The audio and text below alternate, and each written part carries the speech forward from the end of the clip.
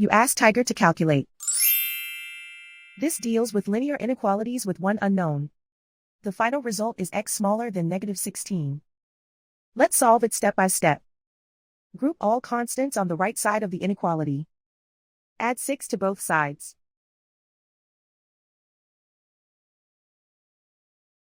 Group like terms.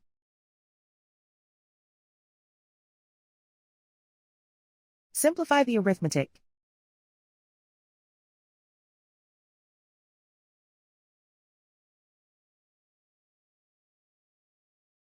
Convert the x into a positive number.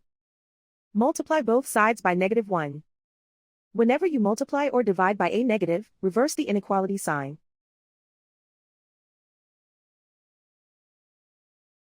Remove the ones.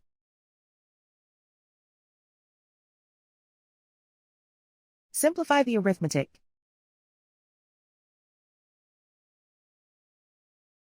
Plot the solution on a coordinate grid.